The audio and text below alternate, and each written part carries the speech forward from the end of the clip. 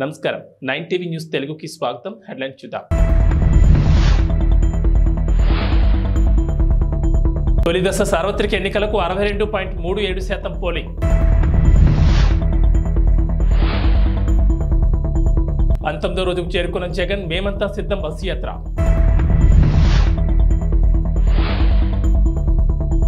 August 15లోగా ఖచ్చితంగా 2 లక్షల రుణమాఫీ. రేవంత్ ప్రచండ భానుడు నడినెత్తిన నిప్పులు జరుగుతున్నా వడగాల్పులు వీస్తున్నా దేశవ్యాప్తంగా 16.63 కోట్ల మంది ఓటర్లు తమ ఓటు హక్కును వినియోగించుకున్నారు. కొన్ని చోట్ల వర్షం కురుస్తున్నా కూడా ఓటర్లు ఓపికగా లైన్లో నిలబడి ప్రజాస్వామ్యంలో తమ పవిత్ర కర్తవ్యాన్ని నిర్వర్తించారు. శుక్రవారం రాత్రి 9 గంటల సమయం వరకు అందిన వివరాల ప్రకారం సార్వత్రిక ఎన్నికల సమరం తొలి దశలో భాగంగా 21 రాష్ట్రాలు కేంద్రపాలిత ప్రాంతాల్లోని 102 స్థానాలకు జరిగిన ఎన్నికల్లో 62.37% ఓటింగ్ నమోదైంది. కొన్ని చోట్ల నుంచి ఇంకా పూర్తిగా వివరాలు అందనందున పోలింగ్ శాతాలు ఇంకా పెరిగే అవకాశం ఉందని ఈసీ ఒక ప్రకటనలో వెల్లడించింది.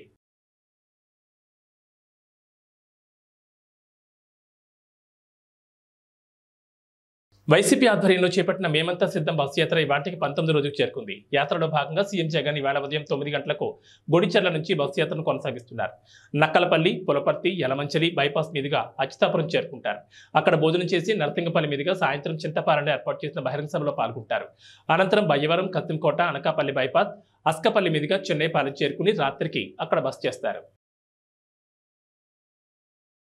10 ఏళ్ల వరకు తెలంగాణలో కాంగ్రెస్ ప్రభుత్వం ఉంటుందని సీఎం రేవంత్ రెడ్డి స్పష్టం చేశారు. కాంగ్రెస్ కార్యకర్తల అండతో కుర్చీపై కూర్చున్నామని తమను ఎవరూ కదపలేరని మహబూబాబాద్ జనజాతర సభలో చెప్పుకొచ్చారు. ఆగస్టు 15 లోపు రైతులకు 2 లక్షల రుణమాఫీ చేసి చూపిస్తామన్నారు ముఖ్యమంత్రి రేవంత్ రెడ్డి. భద్రాద్రి రాముడు సాక్షిగా మాట ఇస్తున్నట్లు చెప్పారు. ఎన్నికల కోడ్ వచ్చి రుణమాఫీ చేయలేకపోయామని అన్నారు. రైతులకు వడ్లకు క్వింటాలకు 500 బోనస్ ఖచ్చితంగా అందిస్తామన్నారు. ఎన్నికల్లో వచ్చిన వాగ్దానాలన్నీ ఖచ్చితంగా కాంగ్రెస్ ప్రభుత్వం అమలు చేస్తుందని చెప్పారు. కేసీఆర్ గానీ 10 ఏళ్ళు గద్దె మీద ఉన్న మోడీని ఎందుకు గద్దె దించమంటలేడు? మిత్రులారా, మీరు ఆలోచన చేయండి. 100 రోజుల్లో నేను ఇన్ని పనులు చేసిన, ఇంకా చేయాల్సినవి ఉన్నాయి. ఇవాళ ఎన్నికల కోడ్ వచ్చింది కాబట్టి ఇవాళ రైతు రుణమాఫీ నేను చేయలేకపోయినా. అందుకే ఈ నారాయణపేట గడ్డ మీద నుంచి తెలంగాణ రైతాంగానికి 69 లక్షల రైతులకు నేను మాట ఇస్తున్నా. ఆగస్టు 15 తారీఖు లోపల 2 లక్షల రూపాయల రైతు రుణమాఫీ చేసి తీరుతా. ఎట్లయితే నారాయణపేట కొడంగల్ ఎత్తిపోతల పథకం పూర్తి చేసినో, ఎట్లయితే ఆర్టీసీ ఉచిత ప్రయాణం ఇచ్చినో, ఎట్లయితే 500 రూపాయలకు సిలిండర్ ఇచ్చినో, అట్లనే 15 ఆగస్టు లోపల 2 లక్షల రూపాయల రైతు రుణమాఫీ చేస్తా. ఏకకాలంలో మొత్తంలో మీకు రుణమాఫీ చేసే బాధ్యత నాది. మీ బిడ్డను నేను. చేనేత కార్మికులకు చెల్లించాల్సిన బకాయిలు 50 కోట్లను రాష్ట్ర ప్రభుత్వం విడుదల చేసింది. గత ఏడాది బతుకమ్మ చీరలకు సంబంధించి అప్పటి బీఆర్ఎస్ ప్రభుత్వం దాదాపు 351 కోట్ల బిల్లులు చెల్లించలేదు. దీంతో వేలాది మంది కార్మిక కుటుంబాలు ఆందోళన దిగాయి. మంత్రి పొన్నం కార్మికులతో చర్చించి బకాయిల విషయాన్ని ప్రభుత్వం దృష్టికి తీసుకెళ్లారు. దీంతో ప్రభుత్వం ఆర్థిక వెసులుబాటును దృష్టిలో పెట్టుకుని 50 కోట్లు రిలీజ్ చేసింది. దీంతో వేలాది మంది కార్మికులకు ఊరట కలగనుంది. అదేవిధంగా రాష్ట్ర ప్రభుత్వం గడిచిన 3 నెలల్లో సమగ్ర శిక్ష అభియాన్ యూనిఫామ్ల తయారీకి సుమారు 47 కోట్లు అడ్వాన్స్గా చెల్లించింది. నూలు కొనుగోలు, సైజింగ్కు 14 కోట్లు విడుదల చేసింది. గత ఏడాది వేసవిలో మొత్తం 6,369 అదనపు ట్రిప్పులు నడిపామని, ఈసారి ఆ సంఖ్యను 9,111కు పెంచామని రైల్వే శాఖ తెలిపింది. అత్యధికంగా పశ్చిమ రైల్వే నుంచి 1,878 ట్రిప్పులు ఉండగా వాయువ్య రైల్వే నుంచి 1,623, దక్షిణ మధ్య రైల్వే నుంచి 1,012, తూర్పు మధ్య రైల్వే నుంచి 1,003 తర్వాతి స్థానాల్లో ఉన్నాయి.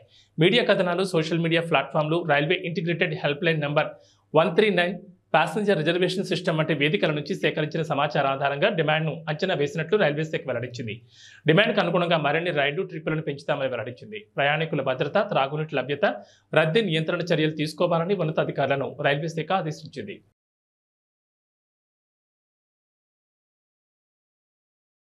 ఐపీఎల్ 2024లో భాగంగా లక్నో వేదికగా జరిగిన మ్యాచ్లో చెన్నై సూపర్ కింగ్స్ పై లక్నో సూపర్ జైంట్స్ 8 వికెట్ల తేడాతో విజయం సాధించింది. చెన్నై విధించిన 177 పరుగుల లక్ష్యాన్ని కేవలం 2 వికెట్లు కోల్పోయి 19 ఓవర్లలో ఛేదించింది. వరుస బాటంలకు ఫుల్ స్టాప్ పెట్టడమే కాకుండా చెన్నై వరుస విజయాలను అడ్డుకుంది. కేఎల్ రాహుల్ కెప్టెన్సీతోనూ బ్యాటింగ్తోనూ ఆకట్టుకున్నాడు. భారీ లక్ష్యాన్ని ఛేదించే క్రమంలో లక్నో ఓపెనర్లు కేఎల్ రాహుల్, క్వింటన్ డికాక్ ఆది నుంచే దూకుడుగా ఆడారు. లీడింగ్ రన్స్ చేయడమే కాకుండా కీపింగ్తోనూ ఆకట్టుకున్న KL Rahul player of the మ్యాచ్గా నిలిచాడు.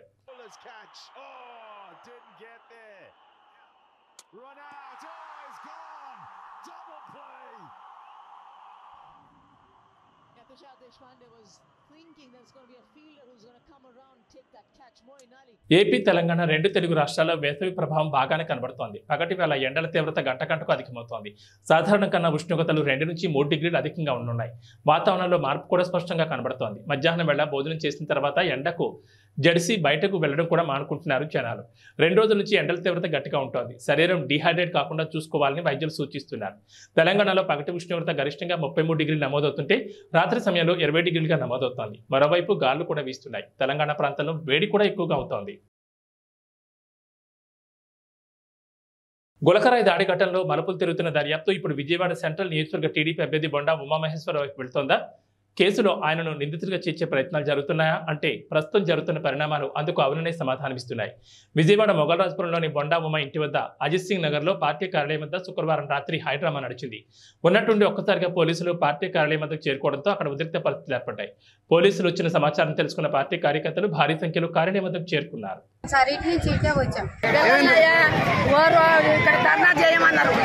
ఇక్కడ జగనొత్తున్నాడు చెప్పే రండమ్మా అంటే మట్టికి 200 ఇస్తున్నట్టు 10 కేళ్ళు వచ్చారు. అప్పుడే వచ్చారు 10 కేళ్ళు వచ్చి అయ్యా 200 కోరుకొని అయ్యని గంట కాళ్ళు పట్టుకుంటున్నా మనం తెచ్చుకొని నేను ఇక్కడే నిలబెట్టుకున్నాను. వాళ్ళే రమ్మన్నారా? మీరు 200 ఇస్తానని? 200 ఇస్తున్నాను. వాళ్ళే రమ్మన్నారు. మా పేర్లు పని రాసిండ్రు. పొద్దున్నేస్తే పనికి వెళ్తాడు. వాళ్ళే ధర్నాకు రమ్మన్నారు. వాళ్ళే రమ్మన్నారు. వస్తారు నిలబడి 200 ఇస్తున్నాను. ఆయన వచ్చిన దాకుండి ఆయన వచ్చినాక వెళ్ళిపోయారు. ఎక్కడైనా సరే పిల్లగాడు ఎవరు జోలికి వెళ్ళడు, చుట్టుకి వెళ్ళడు.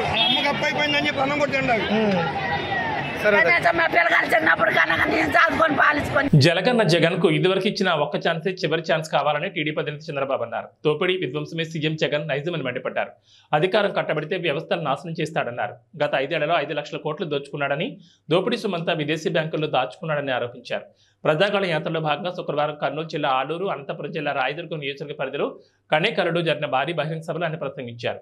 జగన్ రెడ్డి శవరాజకీయాలు చేస్తూ లాభపడాలని చూస్తున్నాడన్నారు. గత ఎన్నికల్లో కోడికత్తి డ్రామా ఆడాడు, ఇప్పుడేమో గులకరాయి డ్రామా ఆడుతున్నాడన్నారు. జెండాలు కొని దించాలి, అందరూ కూడా జెండాలన్నీ దించాలి, అన్ని పార్టీల జెండాలు దించాలి, వెనకనోళ్ళు కనపడాలి, మళ్ళీ ఎగరేద్దాం.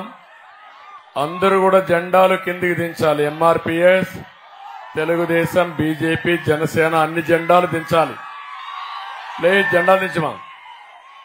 మీరు కూడా తమిళలో ప్లే కార్డు కూడా జనసేన పవన్ కళ్యాణ్ ప్లే కార్డు కూడా దించండి, మళ్ళీ ఎగరేద్దాం. నాకు అనంతపురం కొత్త కాదు, రాయదుర్గం అంతకంటే కొత్త కాదు.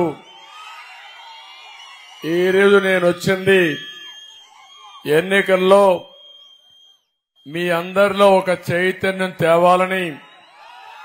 5 సంవత్సరాలు ఒక సైకో పరిపాలనలో ఏమి నష్టపోయామో చెప్పడానికి ఇక్కడికి వచ్చాను. ప్రజా చైతన్యం కోసం ఇక్కడికి వచ్చాను. నేను ఎక్కడికి పోయినా నా జీవితంలో ఎప్పుడూ చూడని స్పందన చూస్తున్నాను. ఇది రాష్ట్రానికి శుభ సూచకం. తమ్ముళ్ళు, ఈరోజు నేను ఆలూరుకు వచ్చాను.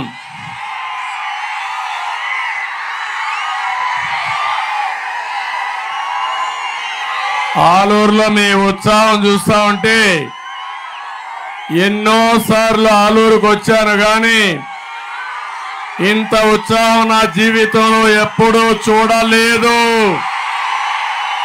చాలా అభిమానంగా ఉన్నారు, ఉత్సాహంగా ఉన్నారు.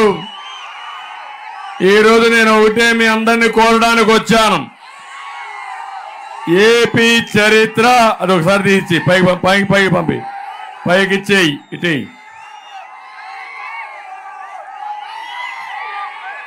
ఇప్పుడే మా తమ్ముడు ఎండిపోయిన వరి పంట తీసుకొచ్చి ఈ ప్రభుత్వం వల్ల, నీళ్లు లేని దాని వల్ల, కరెంటు లేని దాని వల్ల నా పంట పూర్తిగా పోయింది, దిక్కులేని వాడైపోయాను ఒక రైతు బాధపడే సంఘటన.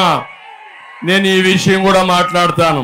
నగర్లో వైసీపీ అభ్యర్థి ఆర్కే రోజా నామినేషన్ దాఖలు చేశారు. అంతకుముందు నగర్లో పుదుపేట వినాయక స్వామి ఆలయంలో ఆర్కే రోజా దంపతులు ప్రత్యేక పూజలు నిర్వహించారు. అక్కడే నామినేషన్ పత్రాలపై సంతకాలు చేశారు. అనంతరం అక్కడి నుంచి నగరి ఆర్డీఓ కార్యాలయం వరకు భారీ ప్రదర్శనగా వచ్చారు. నగరి క్లాక్ టవర్ వద్ద మంత్రి రోజాకు వైసీపీ శ్రేణులు ఘన స్వాగతం పలికారు. తన కష్టాన్ని గుర్తించిన జగనన్న తనను చెల్లెలుగా భావించి అండగా నిలిచారని మంత్రి రోజా అన్నారు. తన సేవల గుర్తుగా మంత్రి పదవి ఇచ్చారన్నారు. మూడోసారి తనకు టికెట్ రాదని కొందరు ప్రచారం చేశారని, అయితే జగన్ అండతో తాను 7 నామినేషన్ ఇస్తున్నట్లు చెప్పారు. 2000 కోట్లకు పైగా సంక్షేమ అభివృద్ధి పనులను నగర నియోజకవర్గంలో చేపట్టినట్లు వివరించారు. ఈసారి తప్పకుండా హ్యాట్రిక్ విజయం సాధించి జగనన్నకు గిఫ్ట్గా ఇస్తానని ధీమా వ్యక్తం చేశారు.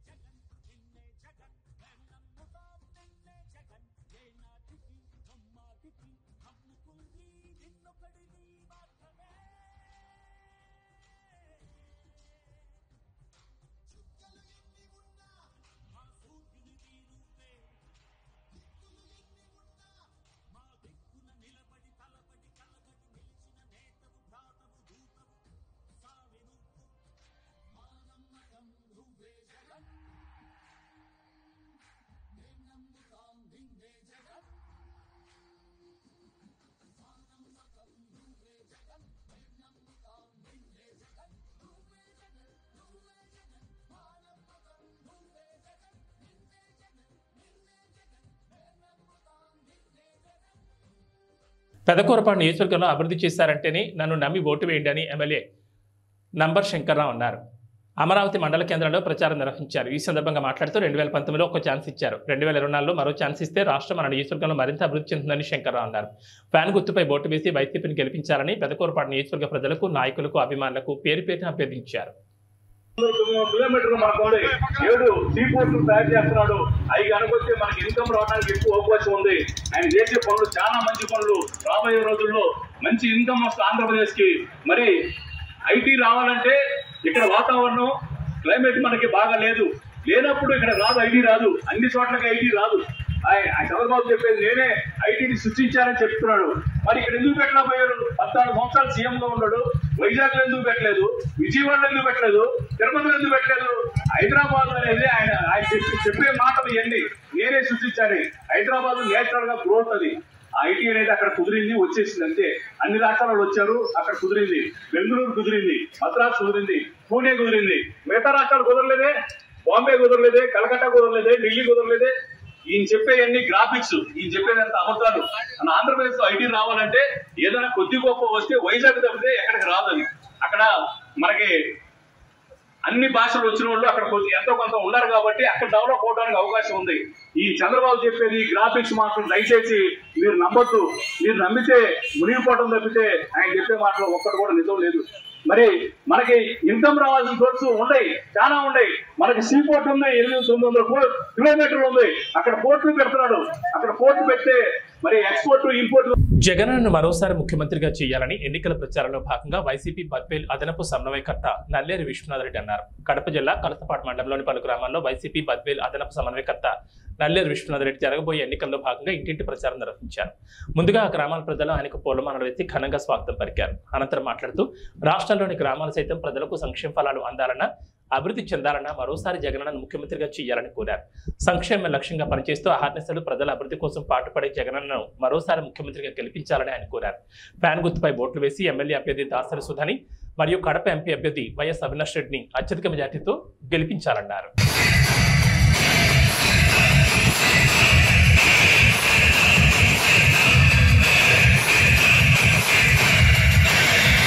పంచాయతీ ఉన్నటువంటి ముదిరెడ్డిపల్లె, లింగారెడ్డిపల్లె గ్రామస్తులకు,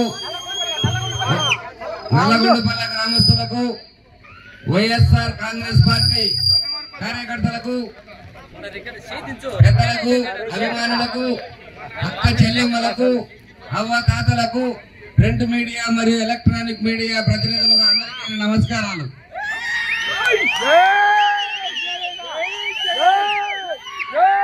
ప్రచారంలో భాగంగా నాకు ముదిరెడ్డిపల్లె రావడం చాలా సంతోషకరమైన విషయం. ఎందుకంటే ముదిరెడ్డిపల్లెతో గత నాకు 30 సంవత్సరాల నుంచి వ్యాపార రీత్యా కానీ, స్నేహితపరంగా కానీ, రాజకీయ కానీ అవినావ సంబంధం ఉంది. అందుకు నేను ధన్యవాదాలు తెలుపుకుంటూ సంతోషపడుతున్నాను.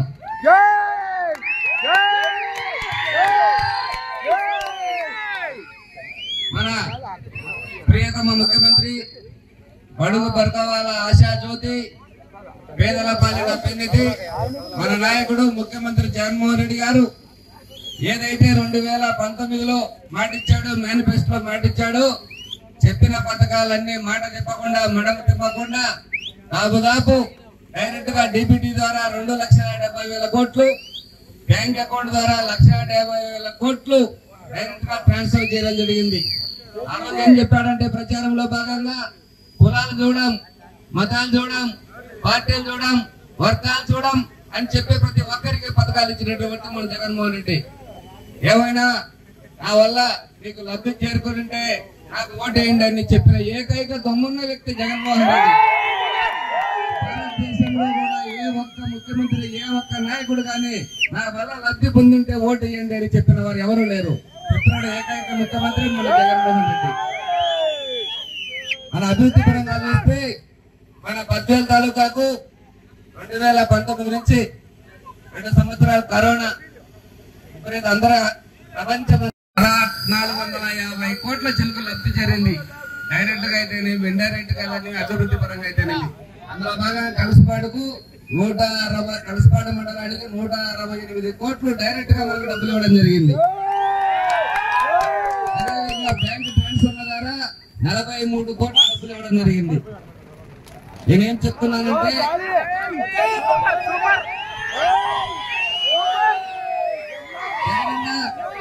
ఎలక్షన్ లో నవరత్నాలలో భాగంగా విద్యా వైద్యానికి ఎక్కువ పీట వేశాడు.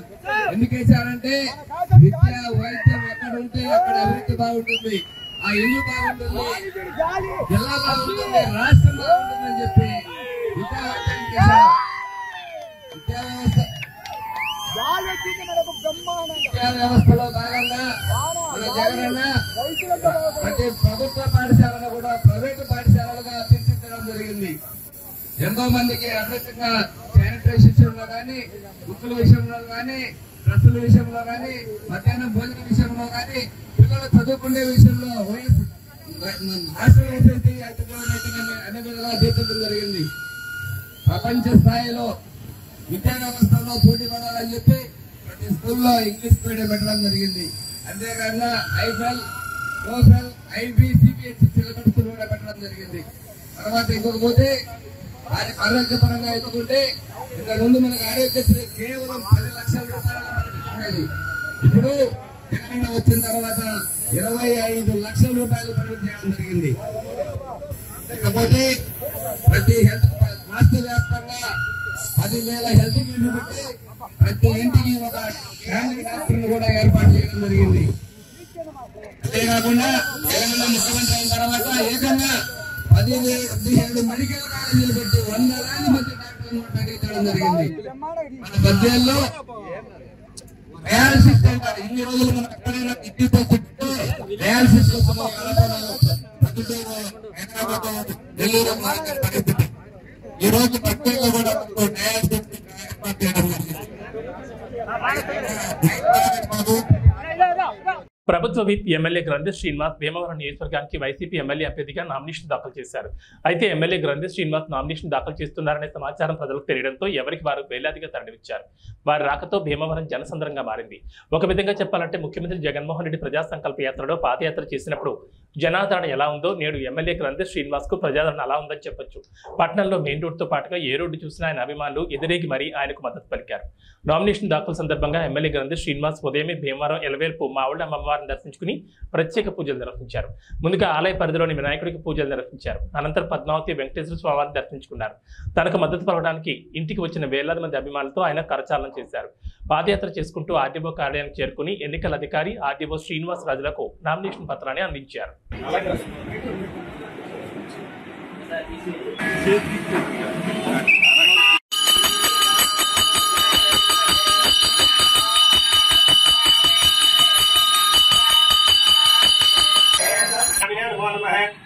ఆనందగా స్వామి ప్రసాద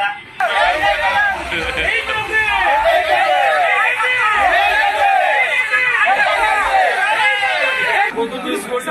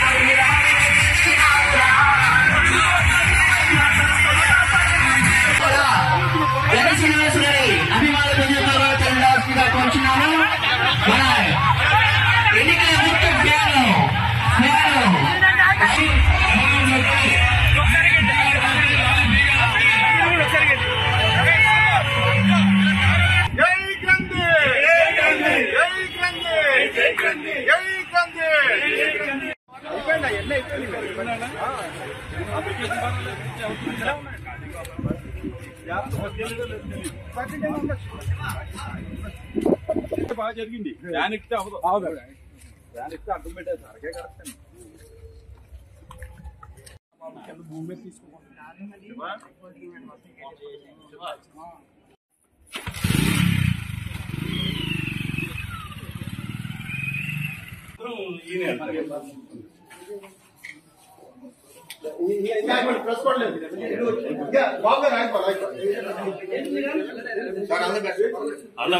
భీమవరం నియోజకవర్గ వైఎస్ఆర్ కాంగ్రెస్ పార్టీ అభ్యర్థిగా నామినేషన్ దాఖలు చేయడం జరిగింది.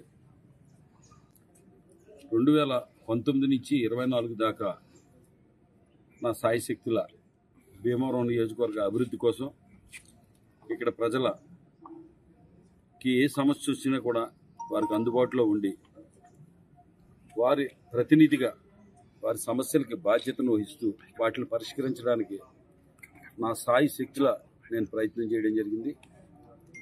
ముఖ్యంగా జగన్మోహన్ రెడ్డి గారి పరిపాలన ఒక రెవల్యూషనరీ పరిపాలన అందించడం జరిగింది. గత ప్రభుత్వాలన్నీ కూడా నిర్లక్ష్యం చేస్తే ఆర్థిక అసమానతలు తొలగించే విధంగా ఎస్సీ, ఎస్టీ, బీసీ అగ్రవర్ణాల్లో కూడా పేదలందరికీ కూడా మేలు చేసే విధంగా నవరత్నాల ద్వారా ఆయన పరిపాలన అందించడమే కాకుండా పరిపాలన వికేంద్రీకరణలో భాగంగా సచివాలయ వ్యవస్థను ఏర్పాటు చేయడం, అలాగే పేదలకి సేవ చేసే దాంట్లో భాగంగా వాలంటీర్ వ్యవస్థను ఏర్పాటు చేయడం, ఇవన్నీ చేసి చెప్పినవన్నీ కూడా చేసి మళ్ళీ రేపు ఎన్నికలకి మేము ప్రజల దగ్గరికి ఓటు అడుగుతానికి వెళ్తున్నాం. నిజంగా ఓటు అడుగు హక్కు ఎవరికన్నా ఉన్నదంటే కనుక జగన్మోహన్ రెడ్డి గారికి, వైఎస్ఆర్ కాంగ్రెస్ పార్టీ అభ్యర్థులకి, వైఎస్ఆర్ కాంగ్రెస్ పార్టీ నాయకులకి, వైఎస్ఆర్ కాంగ్రెస్ పార్టీ కార్యకర్తలకే ఓటు అడిగే హక్కు ఉంది. ఎందుకంటే మనం గతంలో చూసాం, చాలా సీనియర్నని 40 సంవత్సరాల ఇండస్ట్రీ అని 14 సంవత్సరాల ముఖ్యమంత్రి అయిన వ్యక్తి ఏ ఒక్క వాగ్దానాన్ని కూడా అమలు చేయకుండా సుమారు 650 వాగ్దానాలు అనే దానికన్నా అబద్ధాలు అనవచ్చు. ప్రజల దగ్గర అబద్ధాలు ఆడి ఓట్లు వేయించుకుని 2014 ఎన్నికలు అయిన తర్వాత ప్రజలకి వెన్నుపోటు పొడిచిన వ్యక్తి. వెన్నుపోటు అనేది పేటెంట్గా పెట్టుకున్న వ్యక్తి చంద్రబాబు నాయుడు గారు. ఇవాళ జగన్మోహన్ రెడ్డి గారి పక్షాన ప్రజలందరూ కూడా ఉన్నారు కాబట్టి అన్ని పార్టీలకి సంబంధించి ప్రతి పార్టీకి ఎంతో కొంత ఓటు పర్సంటేజ్ ఉంటుంది. కానీ వాళ్ళ ప్రజల పూర్తి సంపూర్ణమైన మద్దతును ఎవరు కూడా పొందలేకపోయారు. అటు కమ్యూనిస్ట్ పార్టీలు కానీ, అటు భారతీయ జనతా పార్టీ కానీ, లేకపోతే జనసేన పార్టీ కానీ, తెలుగుదేశం పార్టీ కానీ, కాంగ్రెస్ పార్టీ కానీ, ఏ పార్టీ కూడా మెజార్టీ పీపుల్ మద్దతుని కూడగట్టలేకపోయారు. వాళ్ళెవరు కూడా సింగిల్గా పోటీ చేసి మరి ప్రభుత్వాన్ని స్థాపించలేదు. నిజంగా ప్రజాస్వామ్యంలో ఉన్న వెసులుబాటుని ఆసరాగా చేసుకుని అందరం కలిపి ఒకళ్ళ మీద యుద్ధం చేస్తామంటే అది నిజంగా ఒకడి మీదకి 10 మంది కలిపి యుద్ధానికి వెళ్తుంటే మన సమాజంలో ఎవరైనా న్యాయమని అంటారా? ఇందులో ప్రజలకు మంచి చేసిన పార్టీ మీద ఇంతమంది కలిసి దాడి చేసి ఏదో రకంగా ప్రజల మనిషిని, ప్రజల ప్రభుత్వాన్ని ఓడించాలని కోరుకుంటున్నారంటే కనుక అది ప్రజల మీద దాడిగానే భావిస్తాం. ఇవాళ రాష్ట్ర ప్రజలందరూ కూడా అలా భావించి జగన్మోహన్ రెడ్డి గారి వెంట నడిచి మళ్ళీ మన ప్రభుత్వం, వైఎస్ఆర్ ప్రభుత్వం, జగన్మోహన్ రెడ్డి గారిని మన ముఖ్యమంత్రిగా చేసుకోవడానికి సిద్ధంగా ఉన్నారని చెప్పి తెలియజేసుకుంటాం. ఇవాళ నామినేషన్ చెప్పండి. ఇళ్ల పట్టాలు ఇవ్వకుండా నల్లమేలు రామకృష్ణారెడ్డి కోర్టులో కేసు వేసి అడ్డుకున్నారని, ఇది నిజమని నిరూపిస్తే ఈ క్షణం పోటీ నుండి తప్పుకోవడానికి నేను రెడీ అని, నిరూపించకపోతే పోటీ నుండి తప్పుకోవడానికి మీరు రెడీనా అని నల్లమేలు ప్రశ్నించారు. ఈ విషయంపై నల్లమేలు నుండి ఇప్పటికే లీగల్ నోటీస్ ఎమ్మెల్యే అందుకున్నారు. అదే పట్టాల గురించి తప్పుడు ప్రచారం చేస్తున్నారు. నేను కోర్టులో వేసాను. నేను ఇప్పుడు మీ ఎదురుగా ఛాలెంజ్ చేస్తున్నాను. మీరు అడగండి ఆయన. నేను కోర్టులో వేసినట్టు ఆయన నిరూపించగలిగితే నేను ఇవాళ పోటీని తప్పుకుంటాను. నిరూపించలేకపోతే ఆయన తప్పుకుంటాడేమో అడగండి. మేము వచ్చిన తర్వాత మీకు పట్టాలు ఇచ్చే బాధ్యత నాది.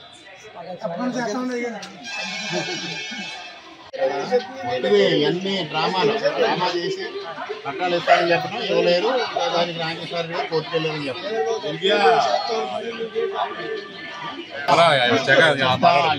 ఇవన్నీ అబద్ధాలు చెప్తారు. చేతగానే తను ఏంటంటే మీ వేసిన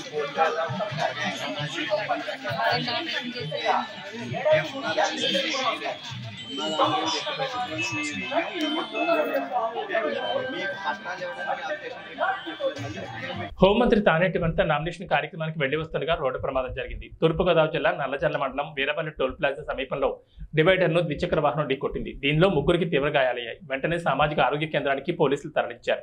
ఇద్దరి పరిస్థితి విషమంగా ఉండడంతో రాజమండ్రి ప్రభుత్వ ఆసుపత్రికి తరలించారు.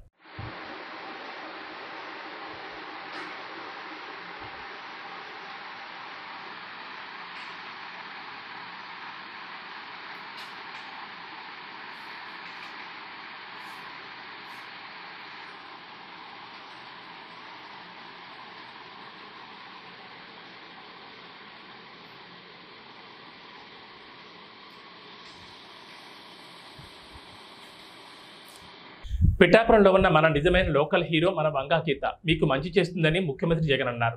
Local hero versus cinema hero ఎన్నికల్లో మీ ఓటు లోకల్ హీరోకే వేయాలని సీఎం జగన్ అన్నారు. పిఠాపురంలో ఉన్న ప్రతి ఒక్కరూ ఆలోచన చేయమని కోరుతా ఉన్నాను. లోకల్ హీరో కావాలనా లేకపోతే సినిమా హీరో కావాలనా అని ఆలోచన చేసుకోమని కోరుతా ఉన్నా. అక్కకు ఓటేస్తే ఎప్పుడు మీతోనే ఉంటుంది, మీకు మంచి చేస్తుంది. నేను కూడా దగ్గరుండి మంచి చేయిస్తాను అక్కతో. కానీ సినిమా హీరోకు మాత్రం ఓటు వేస్తే ఓటు వేయించుకున్నంత సమయంలో మాత్రమే ఇక్కడ ఉంటాడు. జ్వరం వచ్చినా కూడా తాను మళ్ళీ హైదరాబాద్కి వెళ్ళిపోతాడు. గుర్తుపెట్టుకోని మీ అందరితో కూడా కోరుతా ఉన్నాను. అక్కపై మీ చల్లని దీవెనలు ఆశీస్సులు ఉంచవలసిందిగా సవినయంగా కోరుతా ఉన్నా. ఏబీ బులెటిన్ విశేషాలు. నమస్కారం.